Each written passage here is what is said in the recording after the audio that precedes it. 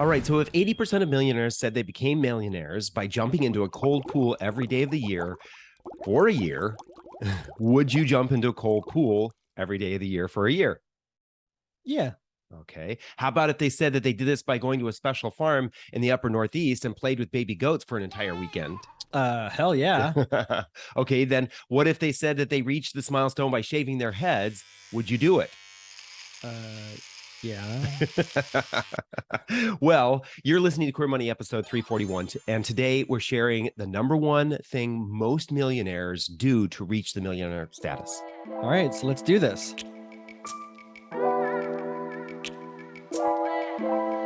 Yikes. 28% of LGBTQ Americans don't have access to an employer-sponsored retirement plan, according to the Motley Fool, Debt-Free Guy's LGBTQ plus money study that was released just this past June. And what's so crazy about that is that means that roughly 30% of us don't have access to one of the best tools for planning for retirement. Mm-hmm.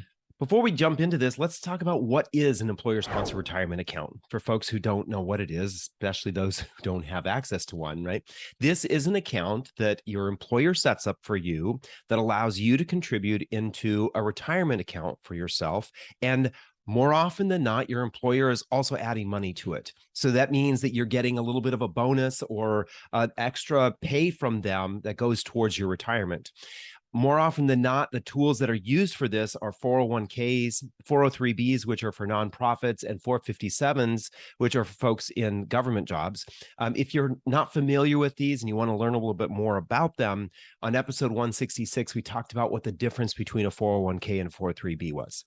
So why is this a big deal? Well, a couple of years ago, there was an interview of about 10,000 millionaires. And they asked, how did you get this millionaire status? How did you reach this lofty goal that so many people aspire for? Well, it wasn't that they had six-figure jobs. Nope. It wasn't that they inherited this money. They came into some sort of windfall. They didn't win the Nope. lottery. The number one reason for 80% of those 10,000 people surveyed was that they took advantage of and optimize their company sponsored retirement plan. And that's why I asked those series of questions at the beginning. Would you do it? Would you do it? Hell yeah, I'd do it. So a former boss of mine told me at once upon a time, he said, find out what successful people do and do that. It's that simple. So here we are. So let's do it. But what about if you don't have access to one, right? First of all, for folks who do have access to one, use it. Let's do this, right? Okay. Maximize it. Right. And then for those of us those who do not have access to one, we suggest having that conversation with your employer first, right?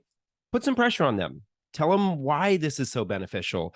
Increase financial security, which will happen as you watch your retirement account build, means that you will have reduced financial anxiety. Reduced financial anxiety improves worker productivity.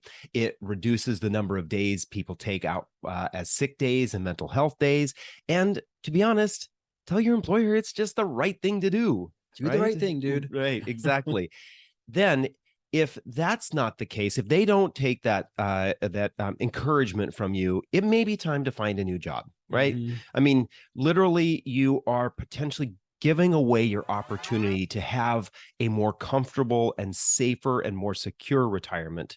And so right now, at the time of this recording, and in when this comes out in October of 2022, this is a great time to be able to move from one job to another.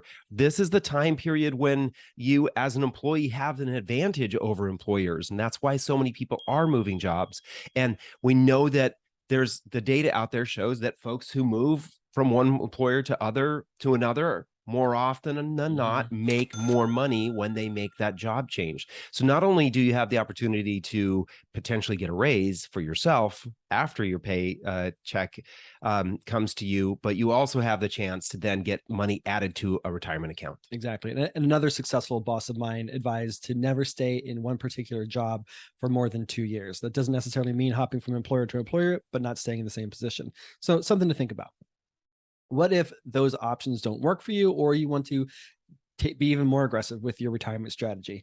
Well, we've talked about before on this podcast, Start your own business. There are Right. several reasons for doing so. It doesn't have to consume your entire life. It doesn't have to become your primary source of income, but you do want to have multiple streams of income. And there are a couple of benefits to that. In addition to the additional streams of income, you get tax benefits, so that Right. can reduce some of your expenses. It also can reduce your reliance on a singular employer. So if you don't have the luxury or the flexibility to be able to leave an employer, you're somewhat reliant on the employer that you have. This can help reduce some of that reliance, and so they don't necessarily like own you. Right.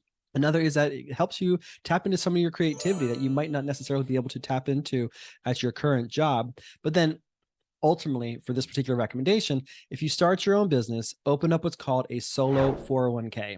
Works very similar to a traditional 401k, but it's only for one, and that would be you. And in this Solo. case, you're both the employee as well as the employer, so you can actually make multiple contributions to this particular account and prepare for retirement. Before you do any of that, though, make sure you talk with an accountant. Right. We are not accountants, and everybody's situation is unique. So talk with an accountant to find out if that's an appropriate move for you. And then finally, whether you have a company-sponsored retirement plan, you have a solo 401k, or whatever the case may be, you can still open up what's called a traditional or a Roth IRA and still maximize contributions to either one of those accounts each year, in addition to maximizing contributions to a company-sponsored retirement plan. So use all the tools that are available to you. If you don't have, but then of course, if you don't have access to that company-sponsored retirement plan for whatever reason, you're going to put more reliance on your traditional or your Roth IRA. If you have any questions about what traditional Roth IRAs are like and the differences between the two, listen to Queer Money episode number 194. All right. So stay tuned now for your Queer Money takeaway from this episode. Thank you for listening to another episode of the podcast. Here's your Queer Money takeaway from this episode. If you don't have access to a company-sponsored retirement plan, please start working on one or more of the tips that we shared during this show. Exactly. If you have access to a company-sponsored retirement plan, invest in it aggressively by putting in as much as you can afford, because despite paying off $51,000 in credit card debt in our mid-30s, it was eagerly investing in our 401ks afterwards that helped us reach millionaire status. Right. Yeah. Then join us next Tuesday for our regular scheduled show when we talk with transgender rights activist Jack Knoxville about transgender rights and finances in America. Have a great weekend.